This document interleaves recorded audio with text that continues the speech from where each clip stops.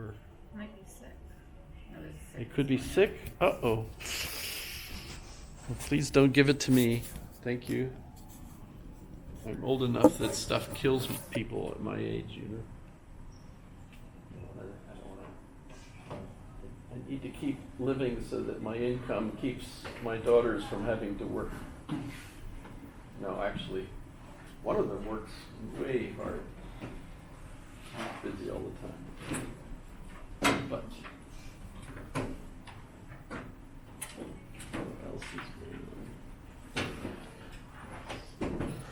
Let's find the Leviathan.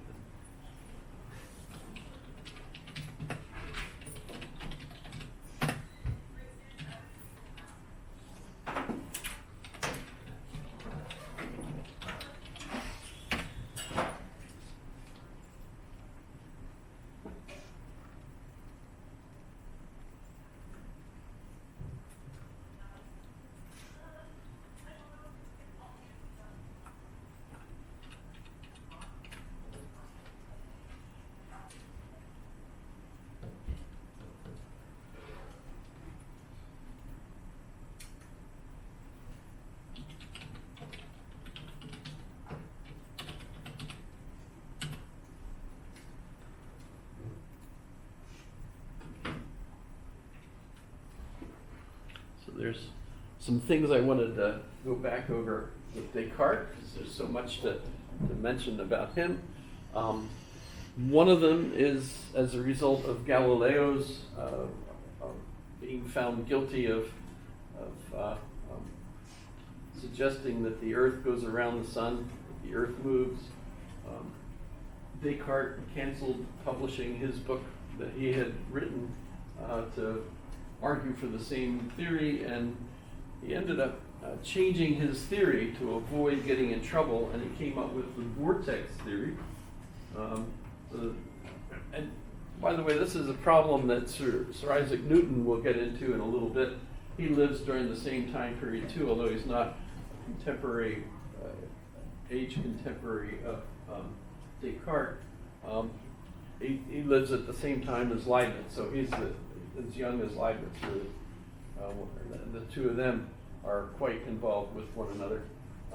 But Descartes came up with this idea that there are like whirlpools in the universe, and everything is kind of swirling, and so the Earth is, in this vortex. So the Earth isn't moving, the vortex is moving, and the Earth is in the vortex. It was essentially a theory that he designed to kind of accept Galileo's point of view, but avoid getting in trouble with the church. So that's kind of interesting. I like it. That's neat. That's actually quite similar to Einstein's theory, that we're all moving in curved space, so that's kind of cool. What else? There were some other things. Descartes is actually most famous during his time for algebraic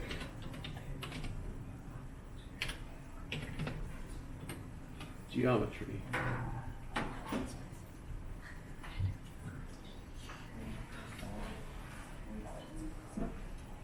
So when we talk about the mechanical model of the universe, the clock image of the universe, a lot of that ties into Descartes' argument of discovery, really, of algebraic geometry. So a lot of the stuff he does is because of his mathematician nature. He's a mathematician. That's what makes him most famous in his own day. And his argument, the one that we just briefly discussed, the idea that he thinks, therefore he is, or I think, therefore I am, right? Which he gets from Augustine. His use of that in his meditations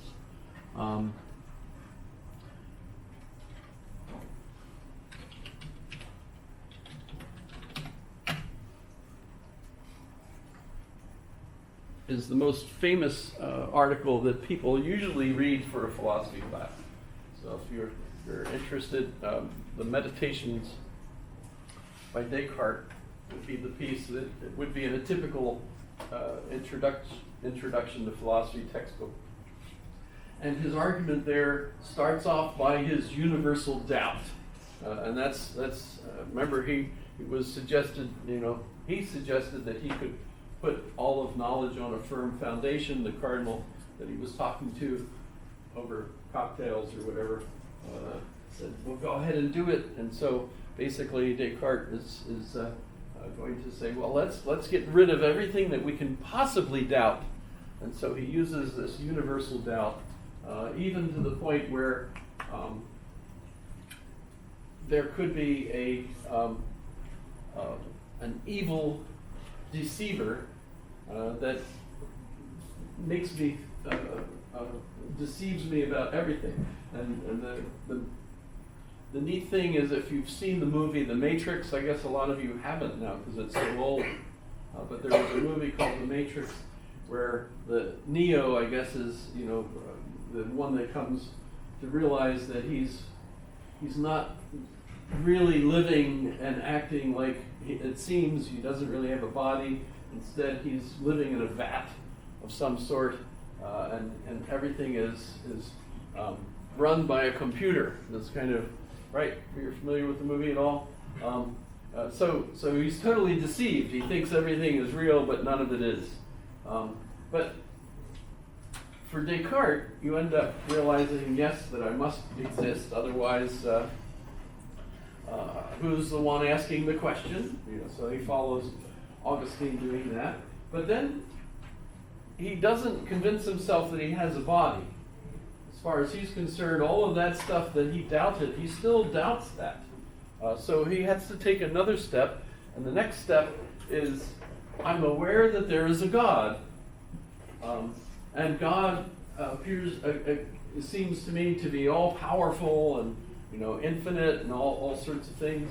And I couldn't have come up with those ideas on my own because I'm just a finite individual, because I have all these doubts. And if I have all these doubts, I can't possibly know all the answers, but I conceive of God as knowing all the answers.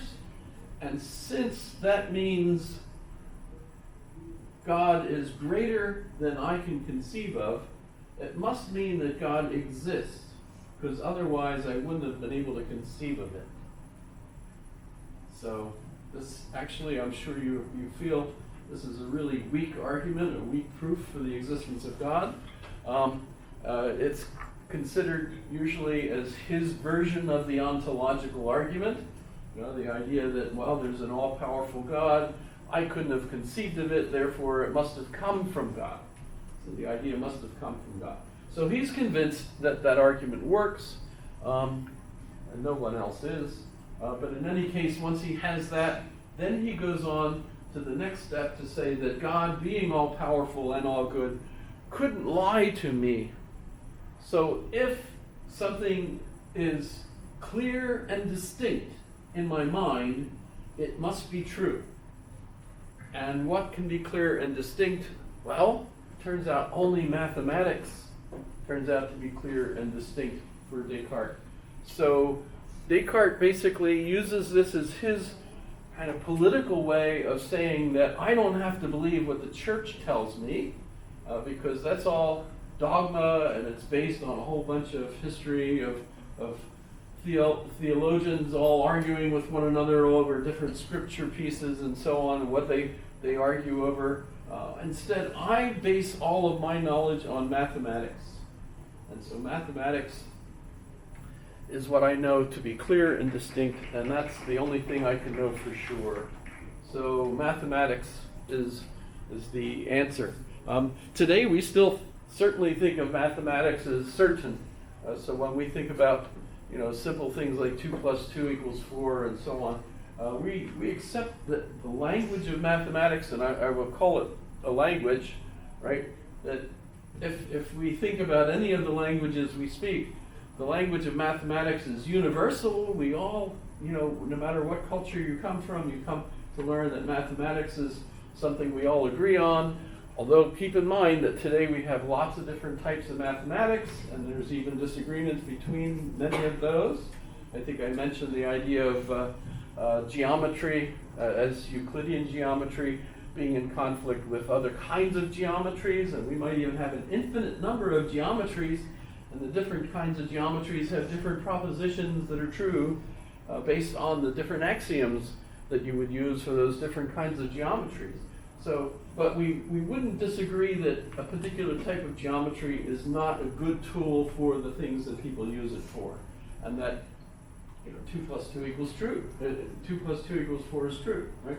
So you have certitudes in language that is mathematically based, and that is something that we still all agree with Descartes on.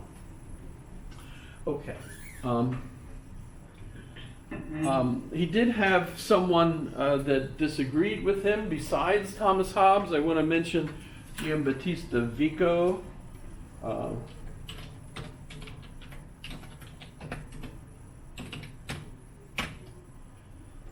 Giambattista Vico.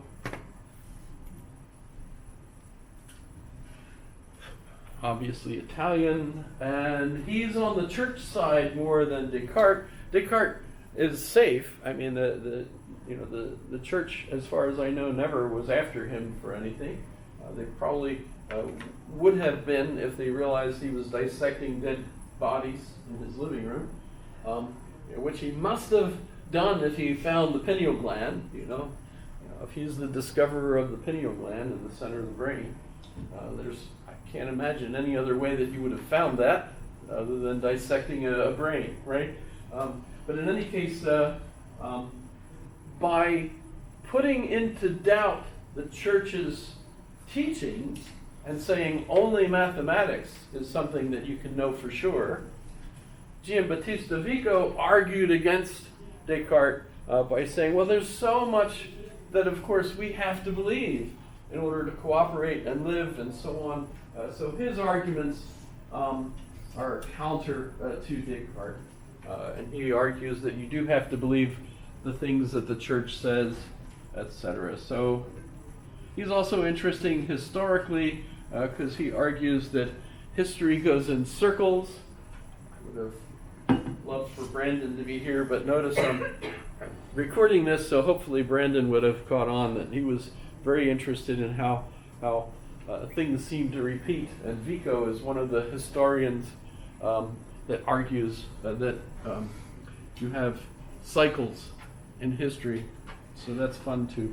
So Giambattista Vico, very interesting philosopher. We have way too many to, of course, talk about in everything, but I do want to go on to Thomas Hobbes today, and let me go to the Wikipedia. I don't remember if I went to this page for Hobbes already or not, but notice he's born a few years before Descartes and dies very old. In fact, it's hilarious to me that he's famous for saying that life is nasty, brutish, and short. In fact, there's some other adjectives in there too, all bad, because he ended up living a long life. I think he was, 90? 91. He had a pension. How did he get his pension? Well, as an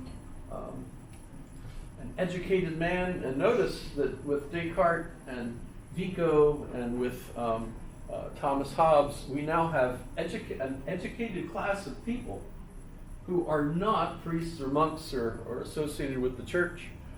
They're we might not call them secular, but nonetheless they're not part of the priesthood. But they're educated, and they're the ones that also help teach the noble class, who are now getting too busy to simply study for themselves. Maybe they're being lazy. And King Charles I has a son who will eventually be King Charles II.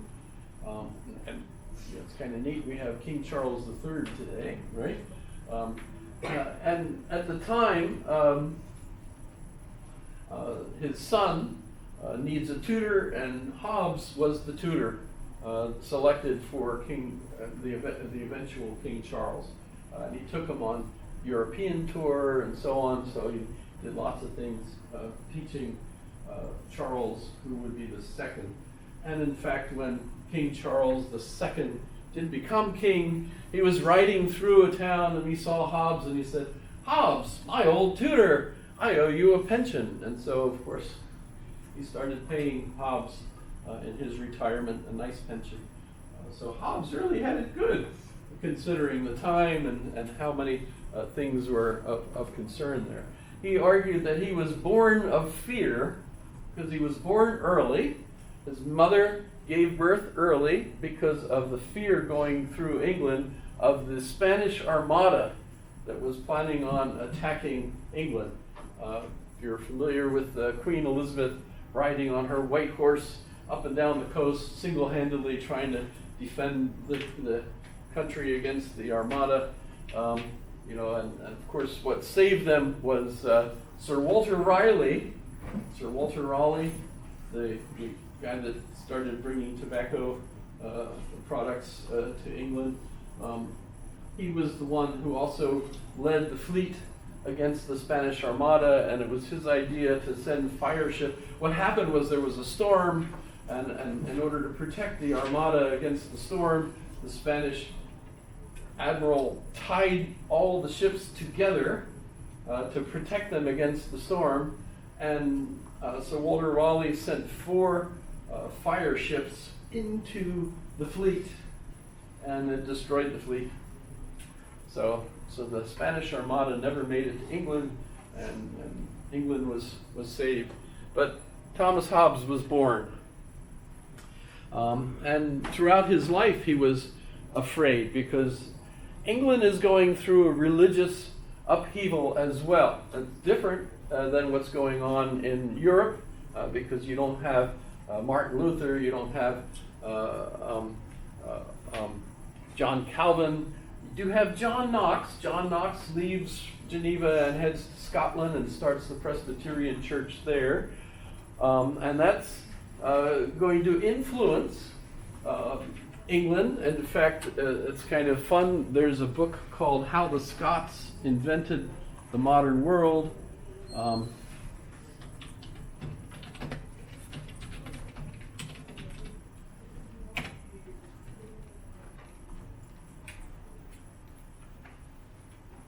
to the Wikipedia page, I guess that might have been better.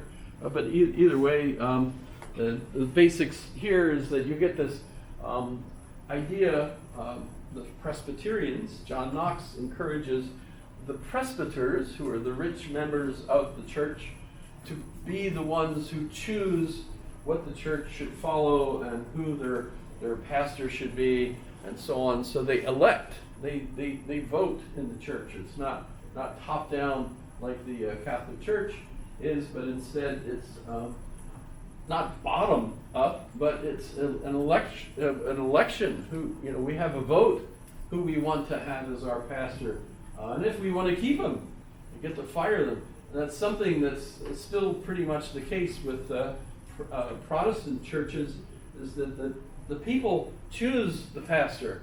So when a pastor is replaced, they usually have a invitation to see who would like to become the new pastor there. They go through their portfolios, figure out who they'd like to invite. They come up, they give a series of meetings with all the different people that are going to be voting, and so it comes from the people, so to speak. Well, this was such a success for the Presbyterian Church in Scotland that they decided, let's do our government that way as well. So they began running their governments that way. And once they found that was successful, that trickled down, literally, to Edinburgh, where the school taught this, basically. And that influenced the people, including Thomas Hobbes, to think that people have the right to choose their government. And that, of course, is referred to as the social contract theory. So social contract.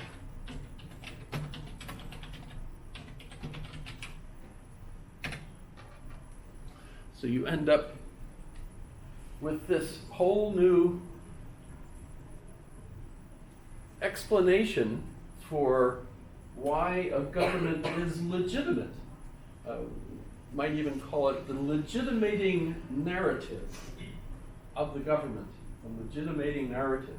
So the old, of course, theory was God gives the king the power, and the king has absolute power over the government. The church, notice, has the Pope, and the Pope has absolute power. Even eventually is considered to be.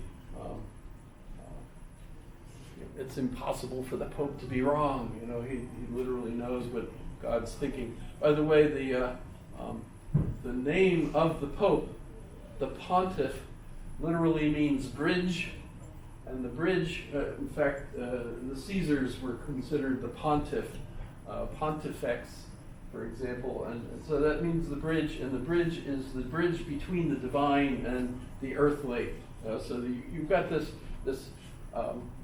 monarch or king or emperor at the top, and he or she, could be a she even, is in connection with the divine, etc. So that was the old theory, you know. Now what we get is this new theory that's being developed, that there's really a social contract, that governments derive legitimacy from the consent of the governed. And we have three main philosophers that are associated with that. Hobbes, Thomas Hobbes, who we're going to talk about today some more, and John Locke, who we're going to talk about next Wednesday, because we're going to do Spinoza first, and then Jean-Jacques Rousseau. Rousseau I don't especially like. I used to say I hate Rousseau, but I thought, you know, that's not really proper. You don't hate Rousseau, but I don't like him because he's an asshole. But I should quickly. I'll do Rousseau later, some other day. Let me know not to forget why I don't like Rousseau. But Hobbes is going to be influenced by Galileo, and it's, we talk about that quiz question, who was more influenced? That's kind of a ridiculous question, but hopefully by having to think about it, you look a little bit more into Descartes and a little bit more into Hobbes to see, who would have been more influenced? Some of you were clearly right that Descartes is considered a rationalist. And this begins really a new way of thinking about what's going on. We think of continental rationalism. So Descartes will be one, Spinoza will be another, Leibniz will be another, Kant might be the last of them. But then we have the British, and the British are empiricists. So we think of Thomas Hobbes as an empiricist. We also have Francis Bacon.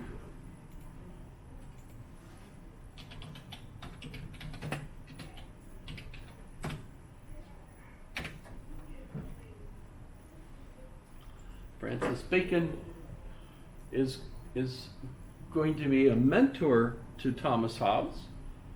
Never officially his teacher, but did have an influence on Thomas Hobbes. And Francis Bacon was an important